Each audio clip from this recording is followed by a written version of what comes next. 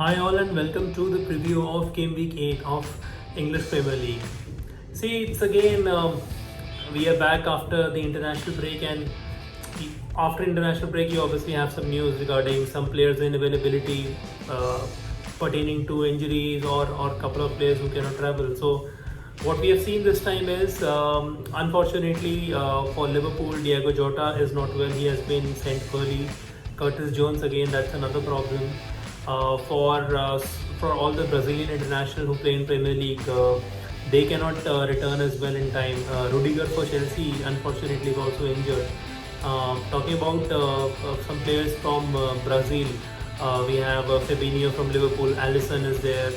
Not so sure about Edison if he would be back in time for the match or not.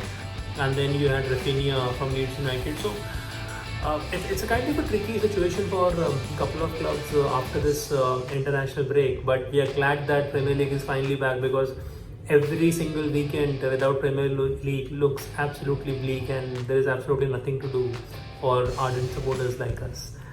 So we'll talk about Game Week 8 coming in, who are the top players of Game Week 7, what should be the strategy for Game Week 8, whatever we have done in the past with pertaining to transfers, and where we are with the season, which teams are really blossoming and which teams they need to do some kind of a catch up. So before we proceed forward, I would request you to subscribe to our channel. So let's talk about the dream team for Game Week 7. And if you see, we had a superb performance by Chelsea defenders. Now, one thing which I would like to tell you here is even Chalobah and Azpilicueta, which have started for Chelsea, they're not regular starters for Chelsea. So this chop and change sometimes happens because of injuries, unavailability of players, about resting them. Because now, as we know, Champions League is also back, so all the top clubs need to ensure that the focus is given properly to different matches. But good to see them score, Chalobah and Azpilicueta. That's why they are there in the dream team.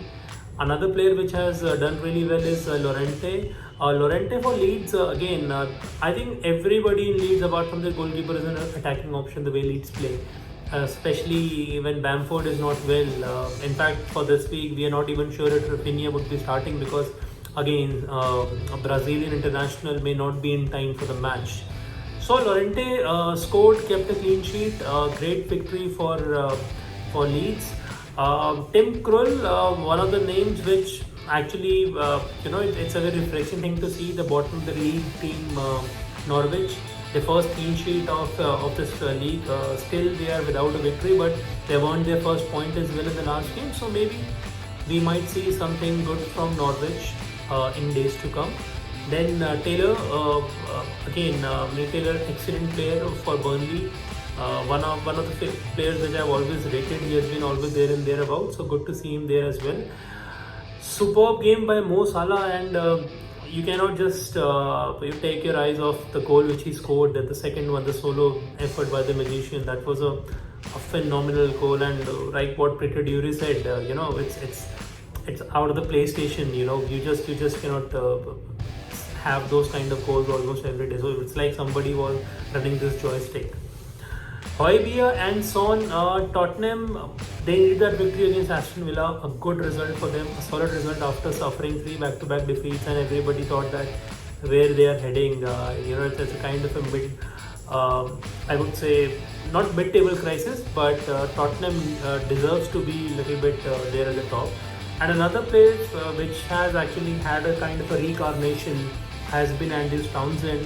We have spoken about Doucouré in the last week also, that how Doucouré and Townsend would be an important player for Everton, but seems like Benitez really helped Townsend also, and his case is further strengthened by the fact that he also takes those penalties for Everton, because see, Everton also has a lot of injury problems. If you say Calvert-Lewin and Richarlison both have been unavailable for some matches, so these guys have stepped up. So it's always good to see players who have been really promising in the past doing really well. Then good to see the Wolves boys, Hwang and Jimenez, combining together to give them that victory. Wolves has been threatening, they have played some attractive football, but the scoring has been a challenge in the games which have gone by. So it was a fine performance by them and a good 2-1 victory. So let's keep an eye on these players as well, that how they would do in the coming game week as well. See, anybody who would have watched this game between City and Liverpool would actually come to a conclusion that these two teams look to be the champions material, right? I mean, the discussion, although we cannot keep Chelsea away from the league, and obviously with all due respect to the United fans also, but if you would have seen the quality of the game, how an end-to-end football can be played, some kind of a deficiency, but in defenses or maybe in some sort of tackling, but overall the game's quality was high class and the goals were scored were absolutely brilliant. So that was one of the biggest highlights and a really enjoyable game. Then again, we spoke about Wolves forward. They made a mark together, and for Wolves, I mean, to be languishing in the bottom or maybe in last few teams doesn't suit their stature and the way they have played for a couple of years. So it was good to see them do well. Spurs got back on track again. Aston Villa had a victory last time against Manchester United, but Spurs really got better of them. So good to see Spurs again doing well. Son and Højbjerg there.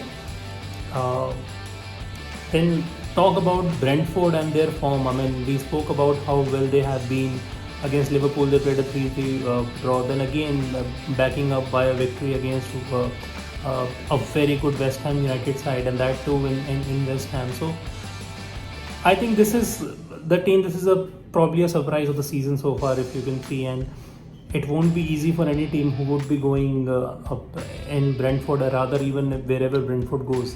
The game is going to be extremely competitive by the look of it. Let's talk about teams with the easier fixtures. See, you cannot. I think in Premier League it's very difficult to say which teams would be favorites to win. But couple of teams we can talk about is that Manchester City playing Burnley.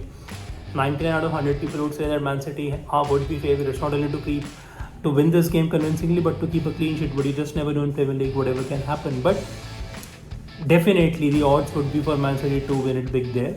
Arsenal against Crystal Palace again, Practic Vieira side hosting Arsenal, that would be a really interesting one. Arsenal have looked solid, if not brilliant, in the last couple of games, and this is going to be interesting because Crystal Palace have also looked, I would say, still they still lack that brilliant football which we all expect under Vieira, but I think they are still looking in decent form. This is going to be a good game, but Arsenal would be favourites. Liverpool going to Watford again. Last time when Watford hosted Liverpool, they won 3-0. The talk about this game is that Watford ended the Liverpool invincible tag. That was the only game the Liverpool lost in that season, but they still unfortunately fell short of winning that title. So this is again going to be an interesting watch, but I still feel that Liverpool, with the form they are in, they should be good enough for Watford. But we have to see. And there is another game put in here is Chelsea against Brentford. People would say that it's an easier game for Chelsea, but I don't agree to it the way the Brentford has been playing, and the game is at Brentford, and Chelsea have looked a little bit shaky in the last couple of games. So it would be a game to watch. Cannot call it. Chelsea would be definitely favourites, but the spectacle would be nice of the game. Now the players which we are suggesting for this game week is one of the most important players for Everton in the last few game week has been Andrews Townsend. More than the player, I think the value of 5.6 taking penalties, one of the very important members going forward for Everton. Next match against West Ham home, but even if you see the matches after that against Watford home, Wolves away, these games are definitely winnable for them, and definitely those games where Everton look primed to score. Against Tottenham home as well, might struggle against Man City away, but Everton under Rafa Benitez would definitely be full of goals, so good game to watch. Pontus Jansson, I have always, I think last game week also told you to get some Brentford defenders. Even though the next game looks a little bit intimidating against Chelsea, but if you see what follows is Leicester home, Burnley away, Norwich home and Newcastle away, you expect a couple of clean sheets definitely for Brentford. Third player is Livramento. Livramento is a very young 18 years old wing back for Southampton. but he has looked superb from the time he has come in Premier League. I feel this player will go a long way, and even if you see Southampton's fixtures, Leeds home, Burnley home, Watford away, Aston Villa home, and Norwich away. See all these games, you can expect 2 to 3 clean sheets from Southampton, and at the value of 4.2, it's a very good thing. The last player we are suggesting is Sadio Mane. Now, glad as a Liverpool fan that Sadio Mane is back. He looks again that menacing what he was few years back. He's scoring goals. He scored another solo goal for Senegal in international duty. I do expect Sadio Mane to continue with that.